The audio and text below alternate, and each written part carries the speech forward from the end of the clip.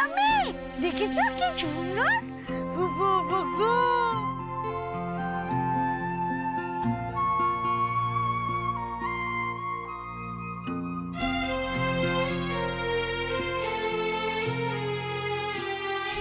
আচ্ছা বড় মা, এসবের কি দরকার ছিল বলো তো? কোনো দরকার ছিল না কিন্তু এগুলোর। আমি তো ভেবেছিলাম নতুন বউকে আমার ব্যবহার করা জিনিসই দিতে হবে, তার জন্য একজোড়া কানের দুলো পালিশ করিয়ে রেখেছিলাম, কিন্তু মা ঈশ্বরই ব্যবস্থা করে দিলেন।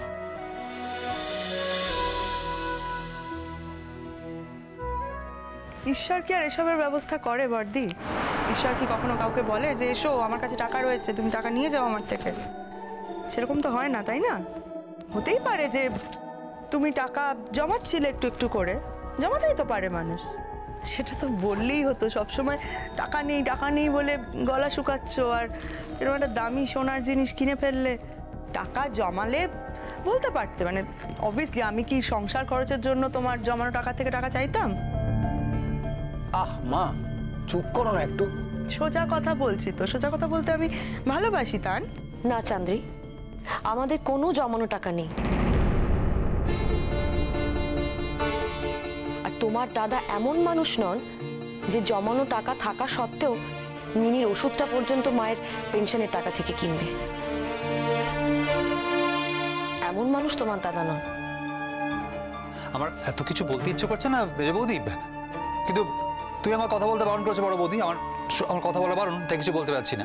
না বুলেট, তোমাকে তো কিচ্ছু বলতে হবে না, আমি তো কথা বলছি, কথা তো আমার সঙ্গে হচ্ছে, তোমার বলার কি আছে?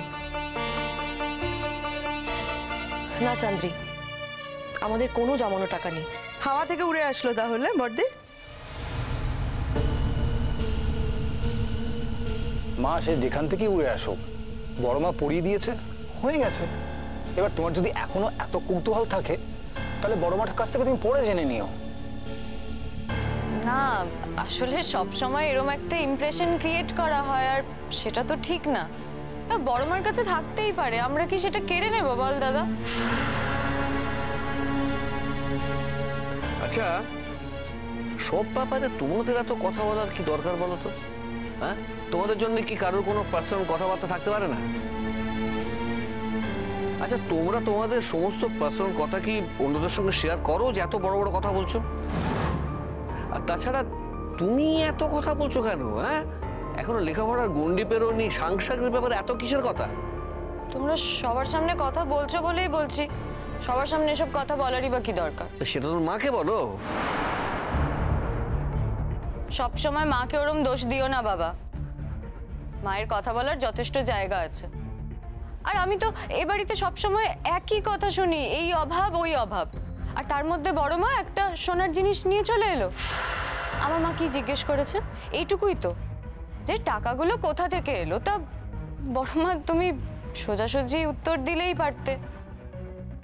একবার বললে টাকা জমিয়ে রাখা ছিল না, তার মানে জেঠু নিশ্চয়ই টাকা ধার করে এই জিনিসটা কিনে এনেছে। আরে বাবা, আমি তো বুঝতে পারছি না আমাদের এই অবস্থা, তার মধ্যে টাকা ধার করে জিনিস কেনার কি দরকার হলো? নতুন বউয়ের সামনে আমাকে তুই আর কত ছোট করবি চুরি? আর তোর বড় জেঠু যদি মনে করেই থাকে ধার করে কিছু একটা জিনিস কিনে নতুন বউকে দেবে, তাতে ক্ষতিটা কোথায় বলতো? বড় বৌদি, আমি তোমায় একটা কথা বলি, দেখো বড়দা থাকলেও বলতাম, ধার করে এটা দেওয়ার তোমার কোনো মানেই ছিল না। আরে বাবা, খারাপ সময় মানুষের আসতেই পারে, ভালো সময়ও তো আসবে। আর তাছাড়া বড়দাও পালিয়ে যাচ্ছে না, নতুন বউও পালিয়ে যাচ্ছে না। আর সব থেকে বড় কথা হচ্ছে, মা তো একটা উপহার দিয়েছে, ব্যাস। আমি তো বললাম, ওটা দেওয়া মানে সবার দেওয়া হয়ে গেল, তোমাকে আর নতুন করে কিছু না। মিস্টার করবো, তোমার দাদা ধার করে আনেনি এটা। বোঝো তাহলে, ধার করে যখন আনোনি তাহলে নিশ্চয়ই টাকাটা জমানোই ছিল। আমি মিথ্যে কথা বলি না চান্দ্রী, আমি তো বলছি আমাদের আমাদের কোনো টাকা জমানো নেই, জমানো টাকা ছিলও না। শোনো, আমাদের বাড়িতে এই একটা আন্ডার কারেন্ট চলে, তবে আমি আশা করছি এবং এক্সপেক্টও করছি তুমি আন্ডার কারেন্টটাকে তুলে ফেলে দেবে।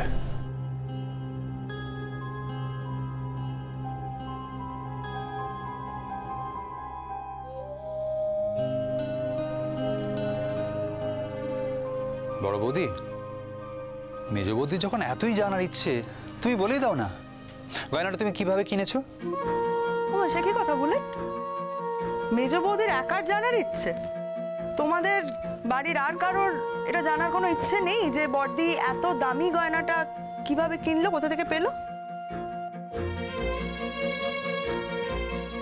কি গো, তুমিও নিশ্চয়ই জানতে চাও না? নাই চাইতে পারো, কিন্তু আমি জানতে চাই। আসলে কি বলো তো, আমার একমাত্র ছেলের বউ তো, তার বিয়ের আশীর্বাদে তাকে যে গয়নাটা দেওয়া হচ্ছে আশীর্বাদের সময়, সেই গয়নাটা কি উপায়ে এলো, কি টাকা থেকে এলো, কিভাবে এলো, কে আনলো, এগুলো না জানা অবধি আমি আমার একমাত্র ছেলের বউকে সেই গয়নাটা পরতে দিতে পারি না। মানে তুমি কি বলতে চাইছো চান্দ্রী? আমি কিছু বলতে চাইছি না বড়, আমি যেটা বলছি সেটা হলো, হতেই পারে যে তোমার বাপের বাড়ি থেকে কমলিনীকে আশীর্বাদ করার জন্য কোনো গয়না তোমাকে দিয়েছে, কিন্তু আমি যে সেই গয়নাটা অ্যাকসেপ্ট করব শাশুড়ি হিসেবে, সেটা তো নাও হতে পারে, তাই না? আরে আমি তো কষাই নই, তোমরা আমাকে নিয়ে যাই বলো আর যাই ভাবো, আমি তো বলছি না যে ওকে এক্ষুনি একটা দামি গয়না দিয়ে আশীর্বাদ করতে হবে। কি কেন করছো বড়দি? আমার এইটুকু আত্মসম্মান বোধ আছে চান্দ্রী, আমি তোমার দাদাকে এতটা নিচে ঠেলে দেব না যে আমার বাপের বাড়ির থেকে দেওয়া কোনো জিনিস সে তার নিজের বাড়ির লোককে দিক। এই গয়নাটা আমার আরেক মেয়ে দিয়েছে।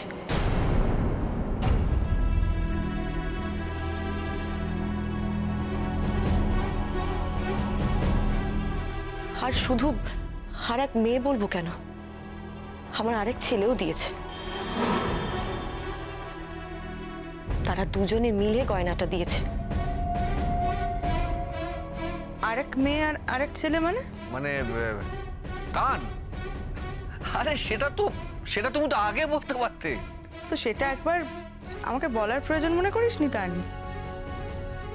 তোমরা কি বলছো আমি কিছুই বুঝতে পারছি না। বৌমা, তুমি কাদের কথা বলছো গো? দূরে দাঁড়িয়ে আছিস কেন ফুলঝুরি?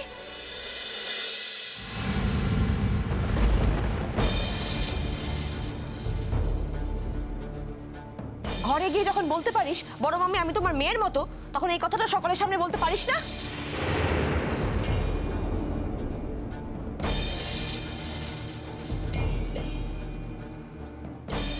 আর তুমি বা এত দূরে কেন দাঁড়িয়ে আছো লালন? বড় মামিকে যদি নিজের মায়ের মতোই দেখো, তাহলে এই কথাটা তুমি সকলের সামনে বলতে পারছো না কেন?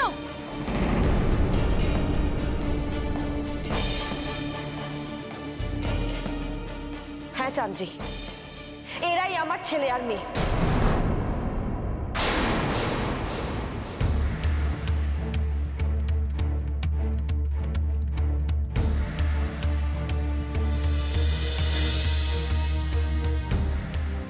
আমি আর লালন মিলেই এই সোনার জিনিসটা কিনেছি।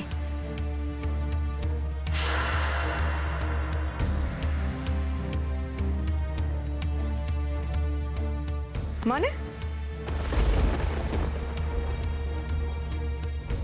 ও,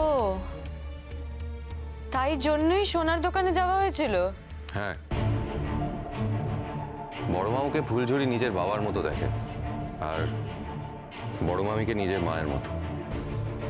আজকে যদি মিনি দিদি ঠিক থাকতো, লেখাপড়া করে একটা ভালো চাকরি করত, এই দায়িত্বটা মিনি দিদি নিত। বাবা মাকে অসম্মানের হাত থেকে বাঁচানোর দায়িত্বটা সন্তানরাই নেয়। আর ফুলঝুরি যদি ওদের সন্তানের মতো হয়ে থাকে, সঙ্গে রোজগারও করে, তাহলে ও কেন এই দায়িত্বটা নিতে পারে না বলো তো আমাকে?